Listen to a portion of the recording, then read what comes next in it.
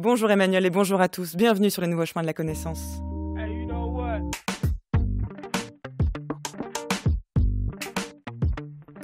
Les Nouveaux Chemins vous proposent de passer une semaine avec Sartre et en compagnie de Marianne Chassor, Jules Salomon, Alexiane Braun et Géraldine Mosna-Savoie. À la lecture des textes cette semaine, Jean-Louis Jacopin. À la réalisation, Somanina et Philippe Baudouin. Avec aujourd'hui à la prise de son, Pierre Mine.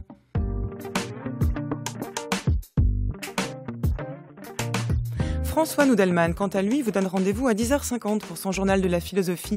Son invitée Sandra Boringer, la co-traductrice de Maud Gleason, viendra parler du livre de Maud Gleason, Mascarade masculine, genre, corps et voix dans l'Antiquité gréco-romaine.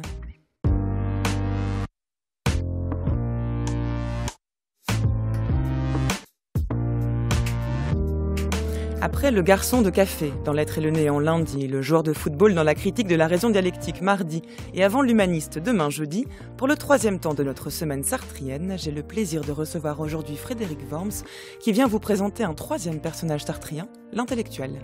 J'ai désinvesti, mais je n'ai pas défroqué. J'écris toujours. Que faire d'autre? Nulla dies sine linea. C'est mon habitude et puis c'est mon métier. Longtemps j'ai pris ma plume pour une épée.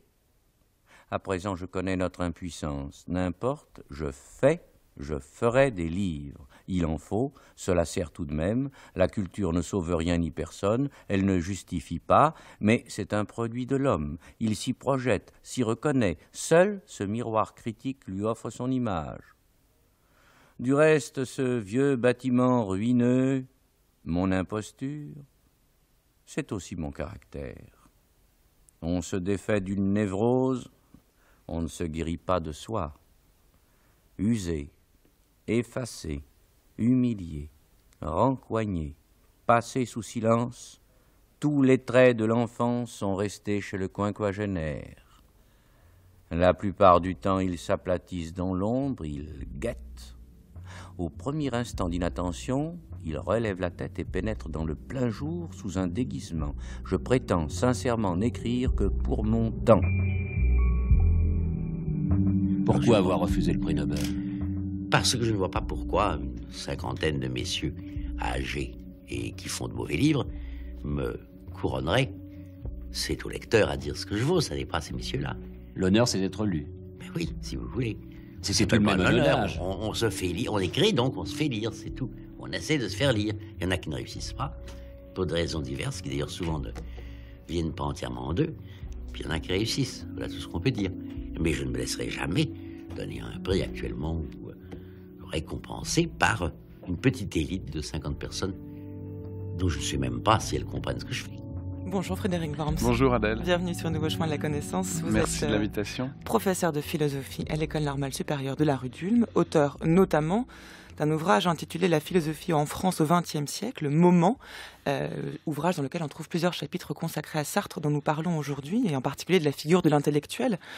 Je prétends sincèrement n'écrire que pour mon temps, écrit Sartre dans Les Mots, ici interprété par Jean Doat. Et pourtant, la même année, 1964, Sartre refuse le prix Nobel. On l'entendait ici répondre à Jacques Chancel dans une radioscopie de 73. Il écrit pour son temps et pourtant il n'a pas envie d'être apprécié par tous, visiblement. Mais si, justement, par tous. C'est ça l'idée, on l'entend bien dans certains. sa réponse. Par tous et pas par certains. Et pour son temps, ça ne veut donc pas dire pour un monde en général abstrait. On est tous dans un temps, on est tous contemporains de quelque chose. Ce qu'il voulait dire par là, c'est un temps singulier, ce qu'il appelle une situation historique et politique bien précise, qu'il analyse à sa façon. Et peut-être qu'effectivement, il s'est trompé dans certaines analyses, mais sa rigueur, c'est de dire mon temps, ça n'est pas l'histoire en général, c'est cette situation précise où je fais telle analyse critique, et donc je m'adresse plutôt à tel mouvement critique ou à telle population ou à tel enjeu politique. Ici, par exemple, en 64, il est très engagé dans des mouvements politiques ouvriers, dans la politique quand même de contestation, et il est très cohérent de refuser un prix, non seulement parce que ça l'enfermerait dans une image d'écrivain écrivant pour l'écriture elle-même, pour la beauté du geste ou pour la beauté du style. Un prix Nobel de littérature, c'est au fond une récompense esthétique à ses yeux, peut-être qu'il se trompe, mais néanmoins c'est ça, puisque pour lui la littérature n'est jamais... On n'écrit pas pour écrire, on écrit pour transformer le monde auquel on s'adresse, même si l'écriture a dans cette transformation un rôle central. Et l'autre point très habile, évidemment, c'est que en refusant le prix Nobel, il sait très bien. Il avait déjà fait une théorie de l'utilisation de ce qu'il appelait les mass médias dès 1947. Il avait compris que l'écrivain s'adresse aussi maintenant à son temps, justement, qui est devenu un temps de masse, un temps de foule, par des moyens publics. Il savait très bien que ce geste aurait autant de retentissement que l'acceptation du prix lui-même. Il était suffisamment conscient pour savoir que l'important, c'était en un sens de se le voir décerner, ce qui assure à son œuvre un retentissement, et de le refuser, ça assure à son geste critique un double retentissement finalement. Et on peut dire en un certain sens que ça a très bien marché. Et surtout, ça donne à son travail une dimension politique. En refusant ce prix, voilà. Il précise les personnes à qui il s'adresse. C'est-à-dire, certes, il veut essayer d'écrire pour tous, mais, et ça, il le thématise dans son ouvrage « Qu'est-ce que la littérature ?», qui porte précisément sur le rôle de l'écrivain face au monde de manière générale. L'écrivain a quelque chose à dire au monde, mais il ne peut pas s'adresser de manière abstraite à l'humanité dans son ensemble, il doit toujours s'adresser à certaines personnes, à un certain endroit, ancré dans l'histoire, pour mieux accéder à l'universel. Voilà, donc il s'agit de remettre la littérature, finalement, pour employer de nouveau ce concept, en situation. L'écrivain, c'est toujours un homme situé dans sa société de manière donnée, dans une société qui elle-même fonctionne d'une manière précise. Donc les gens qui donnent le prix Nobel ne sont pas des purs esprits, et ils ne l'attribuent pas ce prix non plus à un esprit pur. Et donc c'est une relation concrète que le geste du refus fait apparaître comme tel. Et bien entendu, ça n'est pas du tout donc contradictoire avec le fait de vouloir écrire pour un public. C'est au contraire précisément le contraire. Le public ici redevient concret, ou en tout cas son intention c'était de le faire redevenir concret.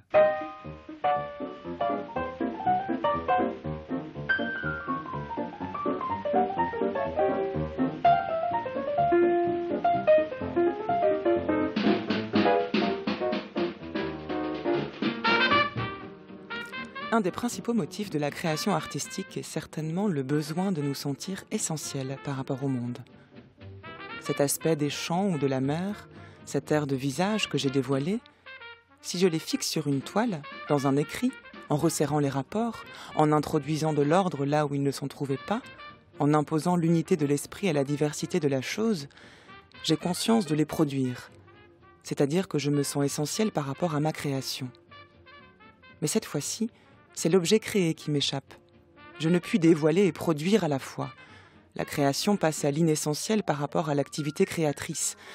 D'abord, même s'il apparaît aux autres comme définitif, l'objet créé nous semble toujours en sursis. Nous pouvons toujours changer cette ligne, cette teinte, ce mot. Ainsi ne s'impose-t-il jamais. Un peintre apprenti demandait à son maître « Quand dois-je considérer que mon tableau est fini ?» Et le maître répondit « Quand tu pourras le regarder avec surprise en te disant « C'est moi qui ai fait ça ».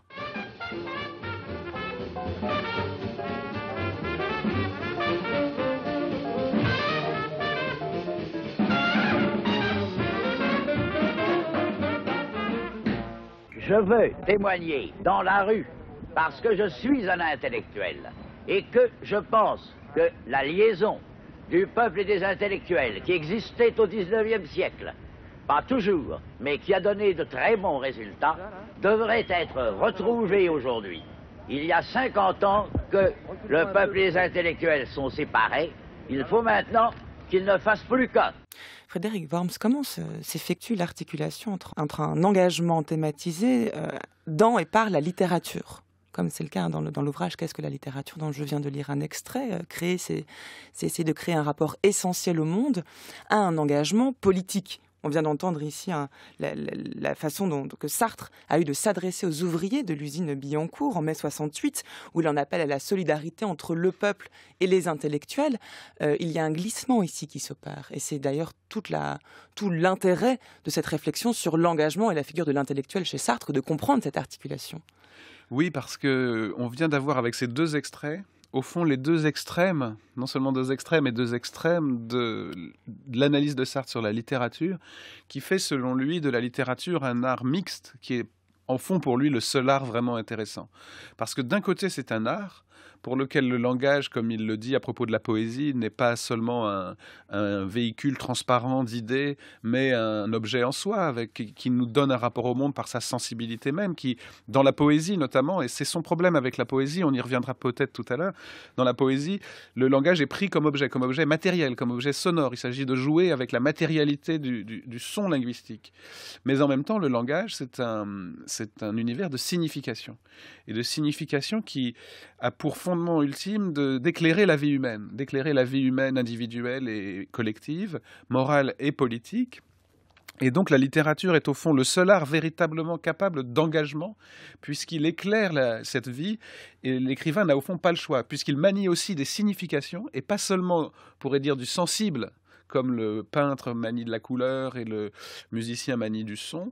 L'écrivain, lui, est à cheval entre la matière sensible du langage, côté poétique, artistique, matérialité, cette sorte de jouissance d'écrire dont il parle si bien aussi, et qu'il manie évidemment très concrètement et très parfaitement d'un côté, mais d'un autre côté des significations, et des significations qui doivent valoir pour tous, qui sont situées, qui ne sont jamais seulement des significations pures, qui sont la signification du monde dans lequel vit l'écrivain lui-même.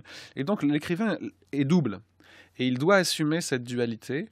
Et à un moment, Sartre a durci le côté engagement, le côté signification. C'est ce qu'on lit dans Qu'est-ce que la littérature, qui est un livre qui passe au fond d'un engagement universaliste, plutôt moral de l'écrivain, qui éclaire la vie humaine par ses choix singuliers, vers un engagement politique situé. Il faut éclairer non pas seulement la vie humaine en général, mais la situation politique en France en 1947, très précisément, dans son aspect social, économique, politique, international. Donc peu à peu, ça se resserre autour de l'éclairage d'un monde précis et pas seulement du monde en général, mais c'est parce que la littérature est ce mixte. Donc seul l'écrivain est à cette charnière, c'est ce qui fait de l'écrivain, entre autres choses, le symbole de l'homme pour Sartre. Écrire, c'est déjà agir.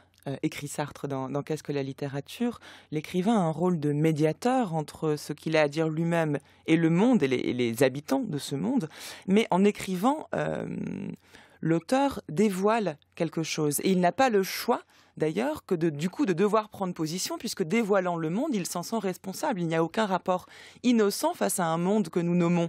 C'est quasiment pascalien. C'est l'écrivain, une fois qu'il écrit, est embarqué. Il n'a pas d'autre choix que de prendre sa responsabilité vis-à-vis de ce monde dont il parle. C'est ça, l'écrivain se trouve là aussi dans la situation de l'homme en général. L'homme dans L'être et le néant, que Sartre publie en 1943, en pleine guerre donc. L'homme est un être libre et même, selon cette formule paradoxale, condamné à être libre. Ce qui fait que même si je ne me sers pas de ma liberté, même si je me défausse de ma liberté, même si je suis dans ce que Sartre appelle la mauvaise foi, c'est-à-dire adoptant un rôle comme si c'était ma nature, le rôle du garçon de café ou le rôle un rôle ethnique par exemple, ou assumant mon corps comme si c'était une essence, une identité, assumant une identité alors qu'en fait je ne suis jamais réductible à une identité, même en faisant ce choix de trahir ma liberté, je suis encore libre. Et bien de même l'écrivain, puisqu'il est dans la signification, et donc Sartre ne met pas la même pression, si j'ose dire, sur les autres artistes, sur le peintre ou le musicien. Il a peut-être aussi tort, finalement, ce serait à discuter. Mais en tout cas, l'écrivain, puisqu'il est dans la signification, est également dans cette situation de l'homme. Imaginons un écrivain qui dise « moi, je ne m'engage pas », comme il le dit, comme il est dans le langage, ou bien s'il décrit des personnages pour l'amour de l'art, comme il le fait dans le langage, en fait, il s'engage. Il s'engage même en ne prétendant pas s'engager. Il est choisi, il choisit de toute façon, il est condamné à choisir. Et donc l'écrivain est l'exemple, le symbole de la condition humaine, porté au carré finalement, porté à l'explicitation, devant le monde, devant tout le monde. Au fond, chacun est un peu un écrivain, écrit sa propre vie, et l'écrivain est la figure de chacun, puissance 2. Le problème étant quand même, et d'ailleurs ce problème va se poser pour Sartre de manière aiguë, de se sentir soi-même justifié et légitime en tant qu'écrivain à décrire et dénoncer des situations politiques qui concernent des personnes qui elles-mêmes non seulement ne sont pas écrivains, mais ne sont pas, comme l'est Sartre lui-même, des intellectuels. Et c'est un problème qui va se poser à Sartre, qui va le tourmenter, à savoir comment assumer sa position d'intellectuel dans une société. On l'a vu, il a refusé quand même le prix Nobel, pour se mettre au service de la cause ouvrière, disons, alors que lui-même n'est pas représentatif de ce pourquoi il se bat. Il n'y a pas chez Sartre à s'interroger sans fin avec une sorte d'abîme infini sur la légitimité de l'écrivain, puisqu'au fond c'est le contraire, c'est la responsabilité de l'écrivain. Donc il y a un choix libre, celui d'écrire, et on écrit au fond comme il l'écrit dans les mots finalement, et le passage a été cité aussi, on écrit en un certain sens, parce que c'est la manière qu'on a trouvé de son issue personnelle aussi au problème de l'existence, en un certain sens. Mais dès qu'on choisit d'écrire, on n'a pas à se poser la question sans fin d'une légitimité, on a plutôt à assumer une responsabilité qu'on ne peut plus éviter. Et c'est le renversement de cette question de la légitimité. Alors on dira bien sûr, de quel droit donnez-vous des leçons politiques, etc. Ce n'est pas une posture de l'expert. L'intellectuel sartrien n'est pas un expert. C'est plutôt quelqu'un qui, depuis un certain nombre de choix, intellectuel et donc aussi politique, métaphysique aussi en un certain sens, éclaire la situation, prend des engagements, il s'opposera à d'autres donc. Il y a donc une diversité d'écrivains et les querelles de Sartre avec ses amis ne sont pas anecdotiques. C'est au fond une pluralité de choix, des choix très durs qui peuvent impliquer des ruptures, qui se font aussi au nom de valeurs, d'idées de justice et qui peuvent être opposées. Mais ce sont ces choix qui donnent la légitimité et non pas un savoir. L'écrivain chez Sartre est plutôt dans la figure de ce qu'avec Kierkegaard il appelle le non-savoir, par opposition à la prétention au savoir objectif. Bien sûr, il faut s'informer, bien sûr, il faut apprendre l'économie politique, il faut s'informer, mais face à tous les experts, y compris ceux qui, du côté du communisme, à un moment donné, ont prétendu que l'histoire était une science objective, qu'il y avait une sorte de nécessité à l'œuvre dans l'histoire, l'écrivain est toujours du côté du non-savoir, du côté de l'expression toujours confuse, avec une part d'inconscient de la situation dans le concret. Donc il y a une part de risque aussi. Il y a une part de risque, mais ce non-savoir n'est pas une ignorance opaque, c'est un choix libre. Et alors comment expliquer dans ce cas le projet de mener à son terme d'une autobiographie aussi libre soit-elle? Donc vous avez évoqué le texte Les mots, dans lequel Sartre raconte son enfance et beaucoup d'ailleurs son rapport au livre et la façon dont son rapport au savoir s'est développé de manière intime, mais qui paraît à la lecture quand même comme une forme d'auto-justification. Est-ce qu'on est ici dans un projet politique purement littéraire ou tout simplement de justification de soi et d'un certain rapport à la littérature ? Alors, les livres, justement, ça n'est pas seulement le savoir. Bien sûr, il y a une part de savoir. L'écrivain accède à une forme de conscience critique de son temps, mais les livres, c'est aussi l'expression individuelle et à valeur universelle de cette conscience critique. Donc, il y a une fonction de... Là aussi, c'est le côté mixte de la littérature. La littérature est une prise de conscience réflexive, critique, informée. Elle passe aussi par la philosophie, par le savoir historique. Et Sartre, par exemple, pour écrire la critique de la raison dialectique, a relu toutes les histoires de la Révolution française, s'est plongé dans l'économie et dans beaucoup d'autres sciences sociales. Mais néanmoins, c'est une expression libre, la littérature, par opposition justement aux sciences sociales ou à la philosophie, une expression libre et individuelle, en partie inconsciente, en partie dans le non-savoir de ce savoir. Et donc c'est toujours cette situation double qui est légitimante. Sinon, on pourrait se passer de la littérature et faire seulement, encore une fois, appel aux experts. Au fond, la nécessité de la littérature prouve qu'on ne parle jamais d'un point de vue abstrait de nulle part, mais toujours à la première personne, dans un engagement qui est aussi un engagement vis-à-vis de soi, dans cette réciprocité. Je ne m'engage que dans le monde, mais c'est toujours moi qui m'engage. Quand il dit « je ferai des livres », ce qui est important, c'est autant les livres que le « je ». C'est-à-dire, c'est cette relation entre le moi et le monde qui passe par l'écriture qui est fondamentale. Nous ne voulons pas avoir honte d'écrire et nous n'avons pas envie de parler pour ne rien dire. Le souhaiterions-nous d'ailleurs que nous n'y parviendrions pas. Personne ne peut y parvenir. Tout écrit possède un sens, même si ce sens est très loin de celui que l'auteur avait rêvé d'y mettre. Pour nous, en effet, l'écrivain n'est ni Vestale ni Ariel. Il est dans le coup, quoi qu'il fasse, marqué, compromis, jusque dans sa plus lointaine retraite. Si, à de certaines époques, il emploie son art à forger des bibelots d'inanité sonore, cela même est un signe. C'est qu'il y a une crise des lettres et, sans doute, de la société. Ou bien c'est que les classes dirigeantes l'ont aiguillé sans qu'il s'en doute vers une activité de luxe, de crainte qu'il ne s'en aille grossir les troupes révolutionnaires. Flaubert, qui a tempesté contre les bourgeois et qui croyait s'être retiré à l'écart de la machine sociale, qu'est-il pour nous, sinon un rentier de talent ? Puisque l'écrivain n'a aucun moyen de s'évader, Nous voulons qu'il embrasse étroitement son époque. Elle est sa chance unique. Elle s'est faite pour lui et il est fait pour elle. On regrette l'indifférence de Balzac devant les journées de 48, l'incompréhension apeurée de Flaubert en face de la Commune. On les regrette pour eux. Il y a là quelque chose qu'ils ont manqué pour toujours. Nous ne voulons rien manquer de notre temps. Peut-être en est-il de plus beau, mais c'est le nôtre.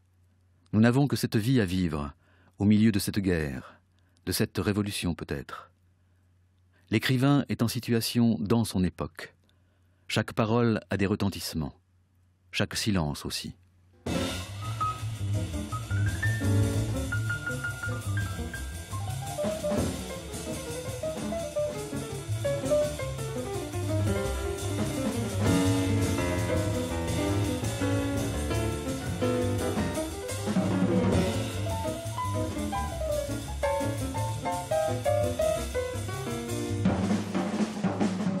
Vous écoutez France Culture, les nouveaux chemins de la connaissance. Dans cette semaine sartrienne, c'est de la figure de l'intellectuel chez Sartre que nous parlons aujourd'hui, en compagnie du philosophe Frédéric Worms.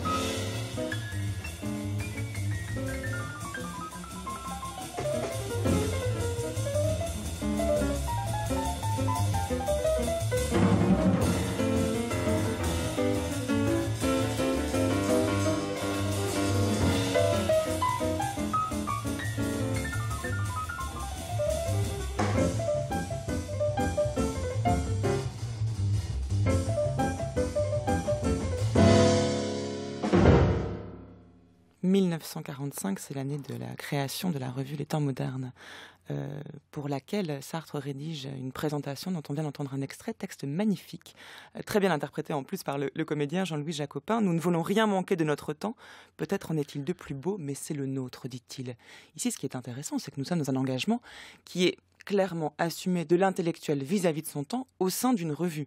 Et le texte qui est rédigé est un texte qui est quasiment littéraire. Ce qui est très frappant, c'est en effet la manière dont Sartre tient les deux bouts. Et il faut tenir ces deux bouts pour comprendre l'importance de ce texte. C'est-à-dire que d'un côté, il dit l'écrivain est responsable de son temps, et ce temps, c'est celui-ci, c'est ici et maintenant. On est en 45, on sort de la guerre. Sartre a traversé cette guerre d'une manière sur laquelle on pourra revenir aussi. Et évidemment, il considère que l'écrivain doit se mêler de politique. Mais en même temps, celui qui doit se mêler de politique doit rester un écrivain. C'est-à-dire il pourrait aussi faire une revue simplement d'engagement politique, une revue partisane, engagée au sens partisan du terme, prenant tel ou tel parti, et ça va bientôt aussi devoir être le cas, et il va y avoir des déchirures entre ces deux aspects. Mais à ce moment-là, il pense, et il défend l'idée que, quoique s'engageant, le philosophe, puisqu'il est aussi philosophe, doit aussi être un écrivain, il doit s'engager par l'écriture, c'est-à-dire par le style qui parle directement à tout le monde, sans la médiation explicite de la réflexion toujours, c'est-à-dire par aussi cette matérialité du langage. Ce qui est très frappant, c'est que les temps modernes est donc une aventure collective, juste après la guerre, et qui mêle dans son regroupement initial des figures très différentes. Non seulement politiquement, ça va éclater, puisque à ce moment-là, par exemple, Raymond Aron fait partie du comité, en même temps que Merleau-Ponty, mais aussi littérairement, puisqu'il y a par exemple Jean Paulhan, qui dirige en même temps la Nouvelle Revue Française. Et il faut se souvenir que Sartre avait amené la philosophie à la littérature, en amenant la philosophie, qui auparavant était publiée dans des éditions académiques, par exemple les Presses universitaires de France et Alcan, où étaient publiés tous les maîtres de Sartre, les Bergson, les Brunswick. Sartre est le premier à publier chez Gallimard, dans la collection de la NRF, une collection littéraire, même L'être et le néant. Même ensuite la phénoménologie de la perception qu'il fera venir chez Gallimard de Merleau-Ponty. Même les livres de Aron qui, à travers Sartre, finalement, la philosophie entre dans ce monde de la littérature d'une manière absolument délibérée. Mais cette unité très précaire, très forte, va aussi éclater. Non seulement Aron va, par exemple, quitter les temps modernes sur une divergence politique, puis Merleau-Ponty en 1953-54, mais même Paulhan va quitter très vite parce que Paulhan va refuser cette conception radicale de l'engagement de la littérature.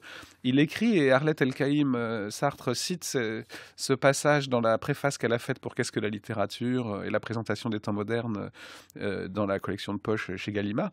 Et Paulhan écrit que l'écrivain ne pourra plus écrire des beaux livres s'il ne se fout plus de rien, s'il est concerné par tout ce qui se passe partout dans le monde, depuis une injustice en Indochine jusqu'à Billancourt, en passant par la condition du noir américain, enfin pour citer quelques engagements de Sartre, parmi beaucoup d'autres.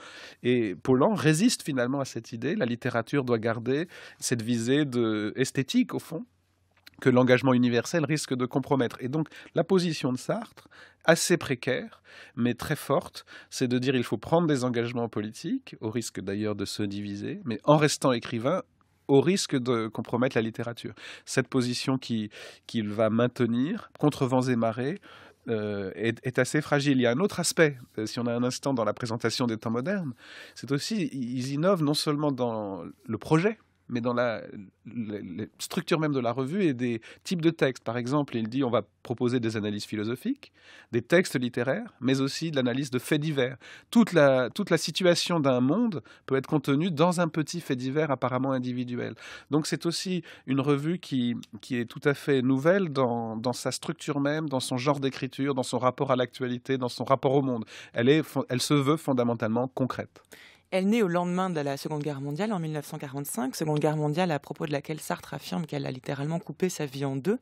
Au moment où la revue est fondée, Sartre essaye de trouver une troisième voie entre le capitalisme d'un côté et le stalinisme de l'autre. Il a épousé la cause de la révolution marxiste, ce qui va d'ailleurs créer des désaccords au sein de l'équipe, vous l'avez rappelé, notamment avec Raymond Aron. Il va ensuite participer à la fondation d'un nouveau parti politique, le Rassemblement démocratique révolutionnaire, duquel il va démissionner ensuite. Comme si d'un côté, sa figure d'intellectuel, écrivain et philosophe était pleinement assumée et lui permettait de s'engager véritablement, alors tandis que de l'autre, du côté de l'engagement politique réel, les choses étaient beaucoup moins claires pour lui. Est-ce que finalement, Sartre ne s'engage pas de manière, disons, optimale ou la plus efficace possible, en tant qu'intellectuel qui écrit, plus qu'en tant qu'intellectuel qui essaie de s'engager politiquement? Alors, au fond, il faut revenir à ce qu'on disait tout à l'heure, c'est-à-dire le passage d'un engagement fondé sur des principes moraux à un engagement directement politique, et qui est un passage progressif et qui accompagne d'ailleurs le durcissement de la guerre froide en Europe, de 1945 à 1947. En 1947, les communistes quittent le gouvernement en France, le rideau de fer est en train de tomber sur l'Europe, et au fond, ça retentit jusque sur les engagements, évidemment, des intellectuels français, comme Sartre le dit à propos de son ami Merleau-Ponty dans le texte posthume, en 1947, « Bonne brise sur l'Europe », dit-il, hein, et nos corps roulent sur le bateau, dans la mer déchaînée, aux opposés du bateau. Bonne brise sur l'Europe, nous voilà séparés par l'histoire. Ce qui se passe, c'est que s'engager, ça n'a jamais été pour Sartre s'engager depuis une position de surplomb, au nom, par exemple, d'une justice universelle qui, pour lui, est toujours située historiquement. Par exemple, les droits de l'homme, la justice universelle, à ce moment-là, pour Sartre, c'est encore un instrument de la politique qu'il appelle bourgeoise. Ça ne veut pas dire qu'il les rejette entièrement, mais ça veut dire que ce n'est pas neutre socialement et ça ne traduit pas les luttes concrètes. C'est sa position à l'époque. Donc, les principes universels ne sont pas le fondement de l'action politique. Ce qui doit être le fondement de l'action politique, c'est faire progresser la justice ici et maintenant contre des injustices vues de plus en plus concrètement. Et donc, peu à peu, l'engagement devient situé, concret, dans l'action du moment, et donc peu à peu, il va se confondre avec la prise de parti, puisque la guerre froide se durcit. S'engager, ça va être peu à peu choisir un camp contre l'autre. Et cette notion même d'engagement, qui est d'abord une notion subjective pour Sartre. Le sujet s'engage dans le monde en général à travers des positions morales, mais incarnées. Cette notion d'engagement bascule vers son sens aussi, au fond, concret pour nous dans la langue française et dans nos choix politiques, c'est s'engager peu à peu dans un parti. Sartre ne sera jamais membre d'un parti, du Parti communiste, mais va à un moment considérer que on n'a là aussi pas un choix infini et qu'il faut défendre la politique communiste, même avec ses dangers, ses compromissions et ses graves erreurs. S'engager, ne peut plus être différent de cet engagement partisan à un moment donné. À un autre moment, il faudra trouver d'autres issues, et les issues de mai 68 seront pour lui des issues plus conformes à ses aspirations profondes. Mais ce moment de la guerre froide est un moment tragique parce qu'il croit être obligé de faire des choix que d'autres, Camus, Merleau-Ponty, ne feront pas de la même façon. C'est-à-dire ? C'est-à-dire que pour eux, il y a un certain nombre, d'abord pour Camus, dans l'engagement justement de refus moraux qui dépassent les choix partisans et qui sont aussi des choix partisans. À l'intérieur de chaque parti, on doit aussi faire entendre des limites, ce qui ne veut pas dire que Camus a fait toujours les bons choix. Pour Aron, pour prendre un autre exemple, les choix politiques sont toujours des choix aussi, puisqu'il n'y a pas de principe universel, sont des choix pragmatiques pour éviter la pire solution, qui est toujours la catastrophe et la guerre. Donc on voit chez Camus et Aron finalement des refus négatifs qui priment sur des choix positifs. C'est plutôt éviter la guerre que espérer la révolution, refuser l'injustice plutôt que viser une justice parfaite. Donc on voit ces tensions très fortes, toujours dans l'idée qu'il n'y a pas de principe universel absolu, qu'il faut s'engager ici et maintenant. Et pour Merleau-Ponty, également, après une position qu'il a appelée lui-même d'attentisme, en 1947, Merleau-Ponty parle d'attentisme marxiste. Certes, il y a les procès de Moscou, certes, il y a des camps en Union soviétique, mais c'est quand même sur la base d'une espérance et d'un progrès. Bon, cet attentisme doit céder la place à partir d'un certain moment, et avant même Budapest, en 1956, pour Merleau-Ponty, à une position critique. Là aussi, il y a un sens à viser la justice, y compris révolutionnaire, mais sans compromission et sans engagement, justement. Sans engagement définitif. L'intellectuel se retire, devient une conscience critique qui, justement, ne s'engage pas parce que s'engager, c'est être aussi embarqué dans une politique au sens déterminant, au sens partisan du terme. La question étant de savoir si la politique, qui est nécessairement déterminée idéologiquement, voilà, ne destitue pas la morale de sa préséance. Donc, est-ce que une réflexion morale est compatible avec un engagement politique? C'est une question qui se pose à tous les philosophes, d'ailleurs. Alors, il y a toujours, même chez Sartre, à mon avis, une visée morale, au fond. C'est toujours la liberté. Bon, mais Sartre, et les autres aussi, d'ailleurs, de manière très cohérente, puisque la morale n'existe pas indépendamment de l'histoire et de la situation concrète, considère qu'on ne peut pas séparer la politique de la morale, mais l'inverse est vrai. C'est plutôt différentes manières de les articuler. Différentes manières de les articuler.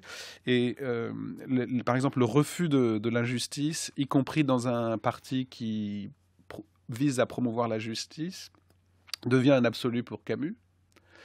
Alors que pour Sartre, c'est finalement une injustice contre une autre. Et il faut choisir le refus des injustices qui lui paraissent aller dans le sens de l'oppression globale, dans le sens contraire à l'histoire. Donc il choisit de critiquer l'oppression capitaliste d'une façon radicale contre donc le camp du communisme, même s'il n'est pas aveugle sur certaines des injustices de ce camp. La guerre froide est donc cette situation de clivage. Un autre moment qui va faire apparaître d'autres clivages, c'est le moment colonial, ou plutôt de la décolonisation. De ce point de vue-là, Sartre est très lucide. Pour lui, la colonisation est une injustice radicale en tant que telle.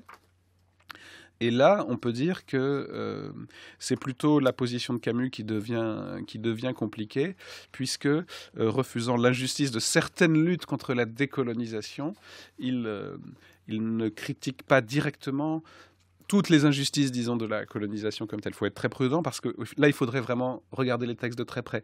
Mais ce jeu du refus de l'injustice est leur moteur commun, moral et politique, aboutit à des positions opposées, mais est la clé de l'engagement.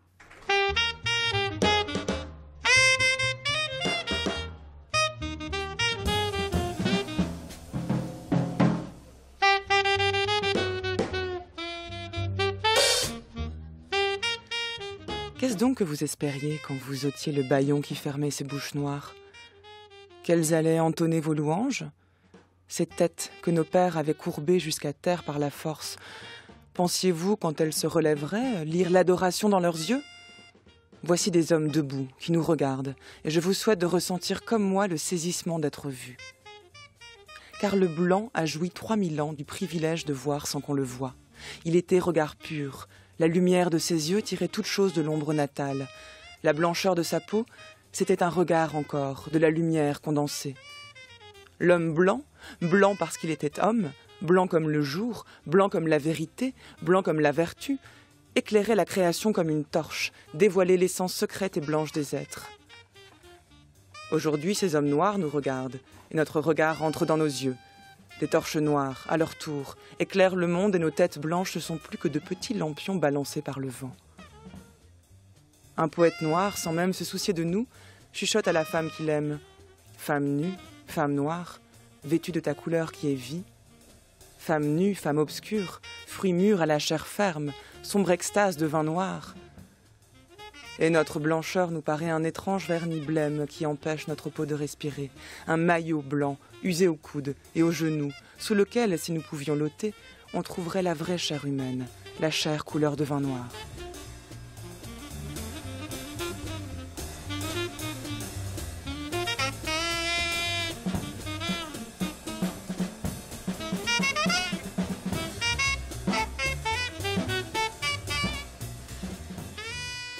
Orphée noire, c'est le titre du texte dont je viens de lire un extrait, Frédéric Worms, qu'on trouve dans Situation 3, qui date de 1949.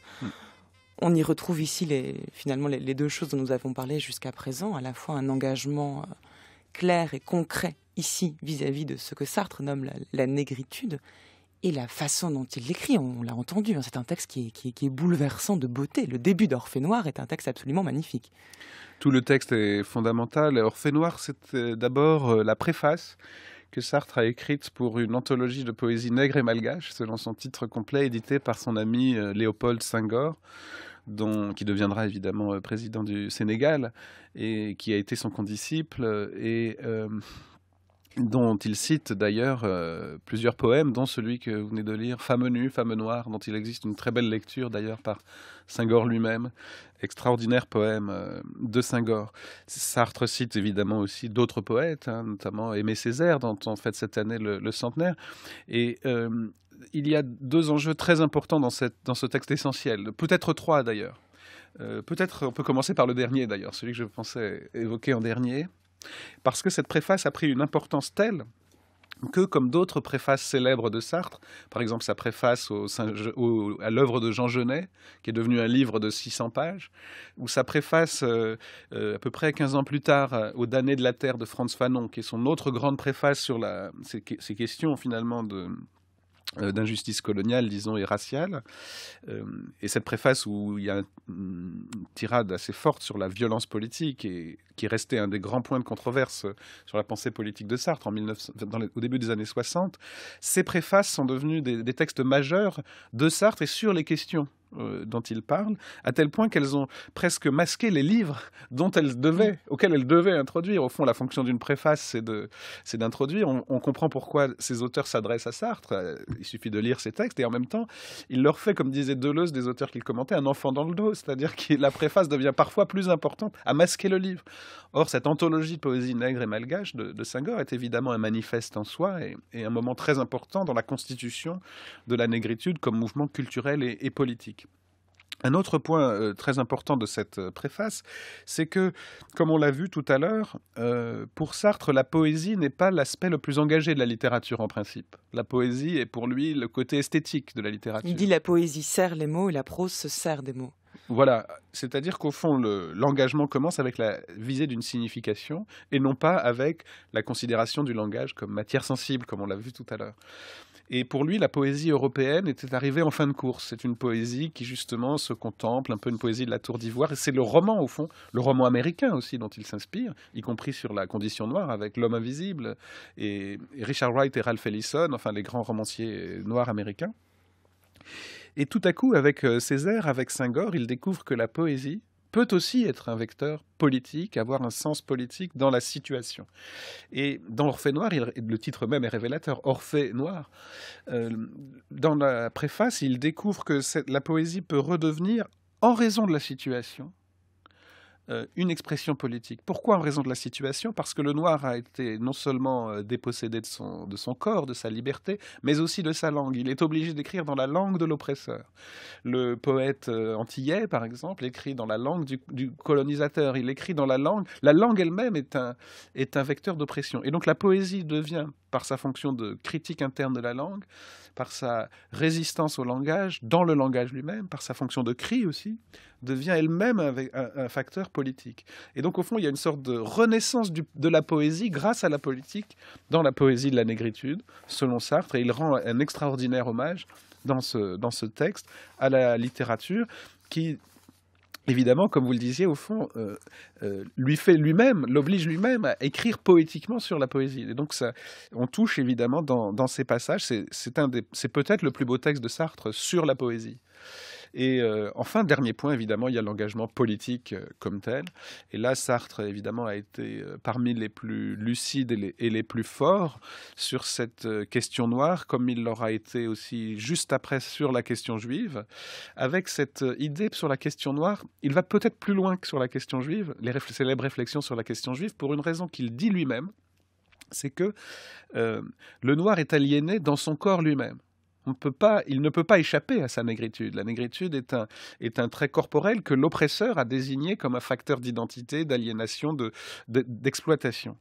Alors que le juif peut toujours essayer de ne pas être juif, selon Sartre, même si évidemment, c'est aussi une condition historique. Et il y a un autre point très important là-dessus, c'est que le noir doit donc revendiquer sa négritude, alors qu'au fond, Sartre est presque tenté dans les réflexions sur la question juive de dire que c'est l'antisémite qui crée le juif. C'est-à-dire qu'on est juif que parce qu'on est traité de juif, exclu comme juif, persécuté comme juif, etc. Et contre cette idée, Lévinas et d'autres vont peu à peu se résister. Inventant non plus le concept de négritude, mais celui de judéité qui indique que le judaïsme n'est pas seulement un effet de persécution, mais a une identité propre, etc.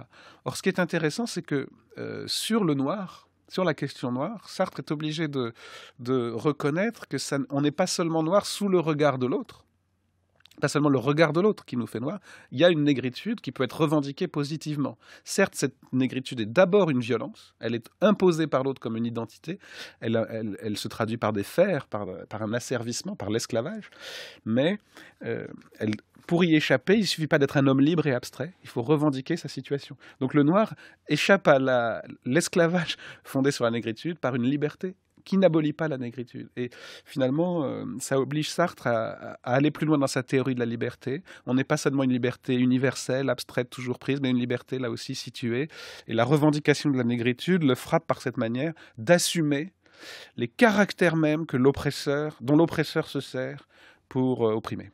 Ce qui est représentatif de la situation de chacun d'entre nous dans de le chacun monde. d'entre nous, parce qu'on est exclu comme on peut être exclu ou discriminé comme ceci ou cela pour sa religion, son sexe, ses choix divers et variés. La première position de Sartre, ça a été de dire je m'échappe. Être libre, c'est n'être rien. Comme il dit dans L'être et le nœud, rien de tout cela. Je ne suis pas ce corps seulement. Je ne suis pas seulement cette couleur de peau, cette identité que vous voulez m'imposer. Et au fond, maintenant, cette deuxième position, c'est je le suis d'une autre manière que vous pensez. Je suis noir ou juif ou femme ou homosexuel ou bigleux ou petit ou vieux, puisqu'il se servira même de sa vieillesse et de sa cécité comme d'une arme à la fin de sa vie. Intellectuel, bourgeois, je le suis librement. Être libre, ça n'est pas seulement n'être rien, mais c'est être ce qu'on est autrement. Ce que j'aime en ma folie, c'est qu'elle m'a protégé du premier jour contre les séductions de l'élite. Jamais je ne me suis cru l'heureux propriétaire d'un talent. Ma seule affaire était de me sauver, rien dans les mains, rien dans les poches, par le travail et la foi. Du coup, ma pure option ne m'élevait au-dessus de personne. Sans équipement, sans outillage, je me suis mis tout entier à l'œuvre pour me sauver tout entier. Si je range l'impossible salut au magasin des accessoires, que reste-t-il?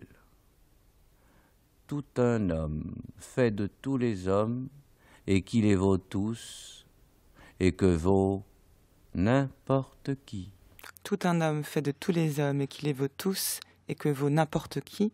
Ce sont les dernières lignes des mots de Sartre, qui illustrent d'ailleurs la discussion que nous venons d'avoir, y compris sur le thème de la négritude dans Orphée noir. Je suis un homme parmi tant d'autres, je ne suis ni plus ni moins, mais en tant qu'écrivain, voilà la position qu'il faut que j'adopte pour dire ce que j'ai à dire sur les choses. Oui. Alors, d'abord, j'ai été surpris parce que je me souvenais de un homme fait de tous les hommes et qui les vaut tous et que vaut n'importe qui. Je ne me souvenais pas du tout un homme. Mais Bon, il faudra revoir ce texte magnifique. Ah bah j'ai le texte sous les yeux, c'est tout un homme. Pardon, alors donc magnifique. Mais ce qu'il faut voir, c'est que c'est une revendication extraordinaire, faite sur le fond aussi d'un refus ou d'une désillusion. L'impossible salut rangé au magasin des accessoires. Et donc finalement, il faut renoncer à une idée de libération absolue, de délivrance métaphysique, qui pour Sartre est quand même l'ambition profonde de l'homme. L'homme est une passion inutile, il veut être Dieu, mais c'est plus possible. Et une fois ce salut rangé au magasin des accessoires, qu'est-ce qui reste ? Se sauver au sens à la fois de s'échapper et de redonner un sens à sa vie, redonner un salut individuel, collectif, concret à sa vie. Homme parmi les hommes, chose parmi les choses, disait déjà Sartre en 1934-38, un texte important. Homme parmi les hommes, chose parmi les choses. Là-dessus, il n'a jamais bougé.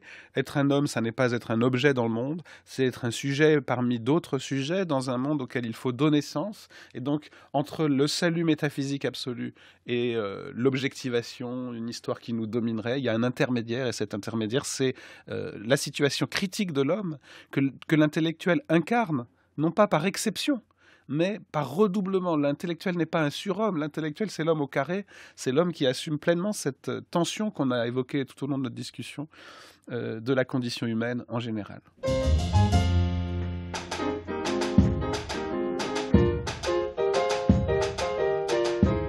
Alors Sartre, je crois, a déterminé complètement ma vocation philosophique. Patrice Maniglier. Parce qu'il représentait le modèle de ce que devait être l'intellectuel, c'est-à-dire quelqu'un d'impertinent, d'insolent, de fondamentalement anti-autoritaire, le garçon qui n'aurait jamais supporté en fait le père de Baudelaire, par exemple, enfin le beau-père de Baudelaire. Et donc Sartre, c'était quelqu'un qui se servait de l'intelligence pour ruiner l'autorité.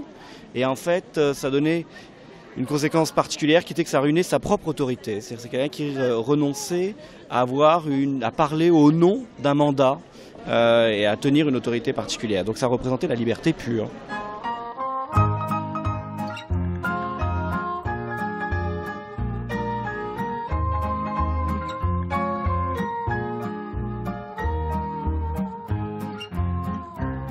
Ce sont des intellectuels qui vivent entre terre et ciel. Ils ont le don providentiel de la pensée. Ils voyagent dans de vieux bouquins qui datent du temps de Charles Quint, ornés des couleurs d'Arlequin, chose insensée. Ils connaissent tout l'univers, de son endroit, de son envers, changeant en un grand palimpseste la voûte céleste. Ils collectionnent les papyrus qu'ils lisent parfois dans l'autobus quand ils vont au marché aux puces acheter de l'embrun russe. Merci beaucoup Frédéric Worms d'être venu nous parler de Sartre aujourd'hui, de la figure de l'intellectuel chez Sartre. C'est un plaisir de vous écouter comme toujours. Je rappelle que vous êtes professeur de philosophie à l'École normale supérieure de la rue d'Ulm et que de vous, on peut lire La philosophie en France au XXe siècle, moment au pluriel, disponible aux éditions Gallimard, dans lequel on trouve plusieurs chapitres consacrés à Sartre. Arrive la confusion des langues, l'évocation du Big Bang. Alors tout tourne dans ces tangues, en fin du monde. Le soir au fond de leur maison, sans trop savoir en quelle saison, tout en buvant une tisane, ils pensent qu'ils sont des ânes. Ce sont des intellectuels, il y en a partout en ribambelle, des vrais, des faux en parallèle, quel beau mélange. Mais dès que l'on monte dans leur barque, ce sont les faux que l'on remarque, déguisés parfois en énarques, pour donner le change. Et moi souvent je les confonds, mais comme m'importe c'est profond, trop d'intellect ça me morfond, alors des ailes me soulève dans une chanson qui rêve à ma petite façon et plane pour vous loin des leçons des intellectuels,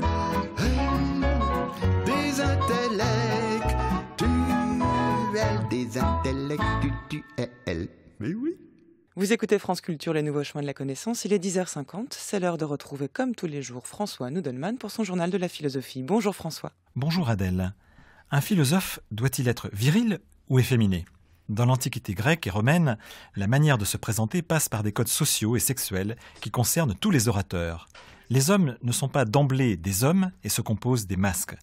Maud Gleason en propose une étude très originale dans « Mascarade masculine, genre, corps et voix dans l'Antiquité gréco-romaine », traduit par Sandra Boringer et Nadine Picard, avec une postface de Florence Dupont chez Epel.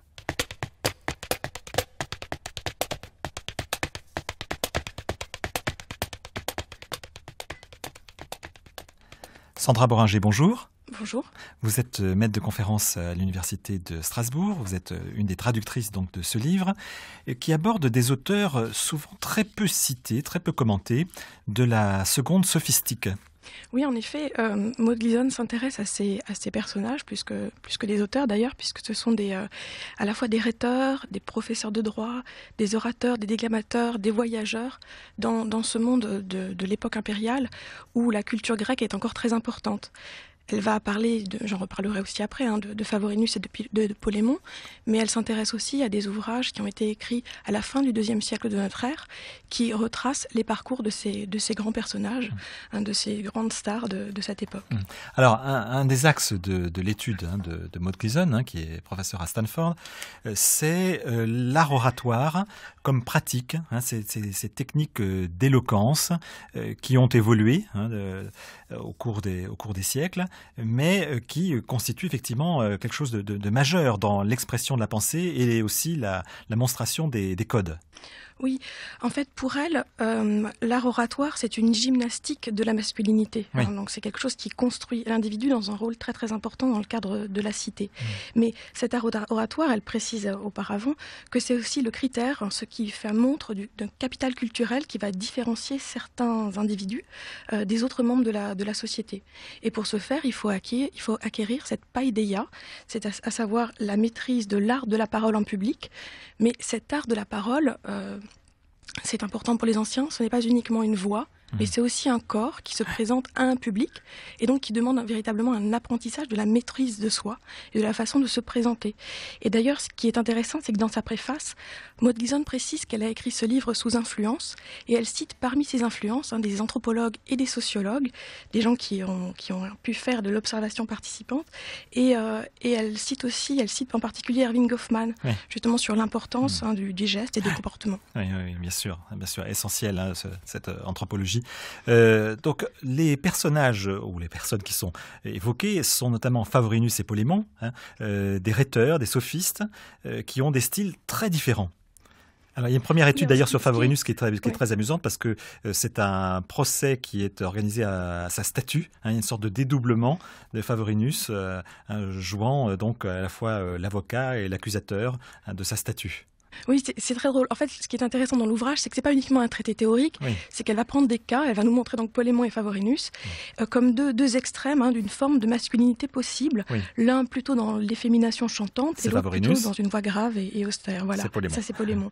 Et comme vous le disiez, effectivement, elle étudie ce discours aux Corinthiens de Favorinus qui va défendre sa statue, une façon de parler à la troisième personne de lui sans avoir l'air de se défendre.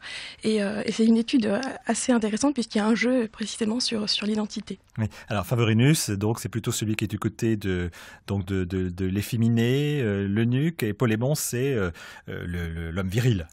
Oui, l'homme à la virilité austère, dont on sait qu'il a écrit des ouvrages physiognomoniques, des traités par lesquels il explique à son public comment reconnaître l'efféminé ou le méchant, ou même le gentil ou le bon, derrière les traits du visage. Et ce qui est intéressant, c'est que cet ouvrage fait écho à des travaux très récents, puisque c'est tout récemment qu'on a repris ces manuscrits arabes de Polémon et qu'on a réédité ces manuscrits sur lesquels elle travaille. Justement, c'est très amusant parce que la physiognomonie nous fait croire qu'on peut deviner l'âme à partir des traits physique, mais on voit bien dans l'étude de Maud Gleason, et vous travaillez aussi sur ces questions-là, qu'il s'agit d'un système de signes, ce sont des codes. Il y a toute une sémiotique du genre qui permet de construire des identités. Oui, finalement, il n'y a pas tellement de vérité cachée. La vérité, c'est ce qu'on est et ce qu'on fait. Et c'est dans ce sens-là que Voilà, c'est en ce sens-là que les travaux de Michel Foucault ont été très importants pour Maud Gleason, parce qu'en s'appuyant sur justement l'étude de Foucault qui montre à quel point la sexualité et les identités de sexe sont devenues importantes dans nos sociétés à partir du 19e siècle, et elle montre que pour Paul-Émon et Favorinus, ce sont d'autres éléments de genre qui ne sont pas forcément liés à des identités de sexe ou des identités d'orientation sexuelle, puisqu'elle dit à un moment, elle reprend un passage de Paul-Émon qui accuse Favorinus de plaire aux hommes comme aux femmes, et ces accusations ne les identifient pas comme étant par exemple homosexuels ou hétérosexuels. Ouais. Plaire aux hommes et aux femmes, c'est finalement une caractéristique particulièrement importante pour un orateur qui doit séduire son public. Ouais. Alors on peut se demander en lisant ces textes, qu'est-ce qu'un homme ? C'est la question d'ailleurs que Florence Dupont pose dans sa postface. Qu'est-ce que c'est un homme ? Ce qui est intéressant, c'est que c'est une définition qui ne s'appuie absolument pas sur le sexe biologique. Voilà, ouais. Et en ce sens, les travaux de Maud Gleason rejoignent les travaux actuels de Judith Butler et d'autres sur les gender studies. Ouais. Donc c'est le wir, l'homme, mais qui est lié à la virtus, une vertu. Oui, c'est quelque chose d'éminemment social, civique, qui est lié à un comportement, une façon de se présenter devant les autres, et bien loin d'une question d'une identité, d'une intériorité de celle qu'étudie Michel Foucault lorsqu'il parle de la vérité du sexe à partir du 19e ou du 20e siècle. Oui, oui, oui. Et alors dans cette... Il n'y a pas de vérité cachée en réalité, il y a des pratiques de genre qui permettent de réussir, d'attirer du public, d'avoir un rôle important dans la cité. Oui. Des pratiques de genre qui sont mobiles, qui circulent, sont plastiques, c'est-à-dire que chacun peut les jouer à travers différents types de comportements. Alors il y a notamment une observation là, de Florence Dupont sur l'opposition entre le dur et le mou. Oui, c'est ce qui montre bien que ce sont des polarités qui sont intra- ou inframasculines, c'est-à-dire que ça oppose des hommes entre eux, enfin des hommes biologiques, si tant est que ça puisse exister. En tout cas, certains hommes biologiques, puisque on sait, ça c'est important de le préciser, qu'en Grèce comme à Rome, ne sont pas considérés comme des esclaves, des individus non libres. Donc de fait, il y a des femmes qui sont exclues et des hommes qui sont exclus de cette catégorie civique. Oui, oui. Alors aussi, il montre que donc c'est la sexualité ou l'abus de la sexualité qui va amener l'homme du côté du mou, quel que soit d'ailleurs l'objet sexuel, mais c'est le mollis, et donc l'otium, c'est-à-dire celui qui va se consacrer au loisir. Alors c'est plutôt dans l'excès, c'est-à-dire quand on fait un excès d'une pratique trop amollissante, on peut se retrouver dans une catégorie qui va être critiquée, mais trouver un bon équilibre, trouver une élégance raffinée, urbaine, c'est quelque chose qui peut être aussi reconnu chez un citoyen, chez un weir. Donc finalement c'est plutôt une sorte de bon équilibre à trouver, et à la fois dans une maîtrise de soi, la fameuse sophrosune, qui est juste qu'on apprend à acquérir par ces exercices oratoires, travail de la voix, travail du corps, et travail aussi d'une gestion de ces pulsions à l'intérieur desquelles on peut intégrer l'élan érotique. Est-ce que vous diriez qu'en fait là, l'Antiquité est relue à partir des travaux sur le genre, donc les travaux contemporains, ou bien est-ce que l'Antiquité est une source pour nous qui permet de réfléchir ou de repenser la question du genre ? Ça fonctionne dans quel sens ? Je pense que c'est les deux. Oui. Tout à fait, je pense que c'est les deux. C'est-à-dire qu'il y a une lecture des travaux antiques, à la fois avec aussi les outils d'analyse pragmatique, c'est-à-dire que depuis quelque temps, il y a eu quand même beaucoup de travaux qui ont été faits, des rencontres qui ont été faites entre les ethnologues et les spécialistes de l'Antiquité pour travailler les textes, non pas comme texte, mais comme pratique dite. C'était quelque chose qui était dit et performé devant un public. Donc ça, c'est une rencontre. Donc c'est véritablement l'apport des travaux contemporains, Foucault, Bourdieu, Goffman, on en a parlé, pour mieux comprendre l'Antiquité. Mais en même temps, ce qui est intéressant, c'est lorsqu'on travaille l'Antiquité, lorsqu'on travaille sur l'Antiquité, on se rend compte à quel point nos catégories, qui nous semblent si naturelles, sont en réalité le fruit d'une construction culturelle et sociale. Merci Sandra Boringer. Je rappelle le titre donc de ce livre de Maud Gleason que vous avez co-traduit. Mascarade masculine, genre, corps et voix dans l'Antiquité gréco-romaine, paru aux éditions Epel. Merci François, les nouveaux chemins touchent à leur fin, mais pas d'inquiétude, on se retrouve demain pour la suite et fin de cette semaine consacrée à Sartre. Après le garçon de café, le joueur de football et l'intellectuel, demain nous aborderons la figure de l'humaniste, telle qu'elle est décrite dans L'existentialisme est un humanisme, et c'est le philosophe Arnaud Thomès qui viendra nous en parler.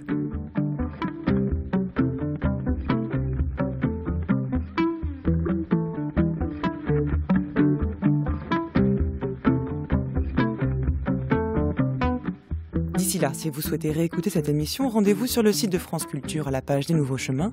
Vous y trouverez les indications bibliographiques et musicales concernant l'émission du jour. Et surtout, vous pourrez la télécharger, la podcaster, afin de l'écouter où vous voulez et quand vous voulez.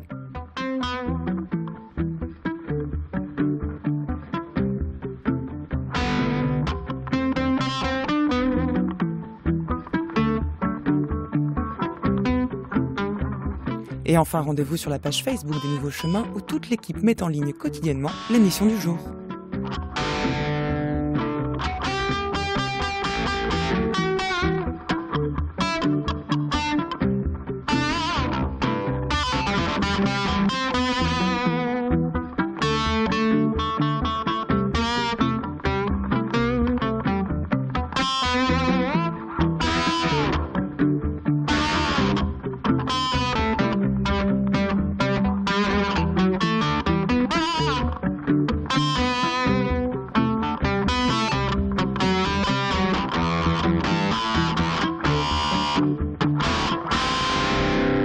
France Culture, 10h59, dans un instant, Culture Monde, Florian Delorme.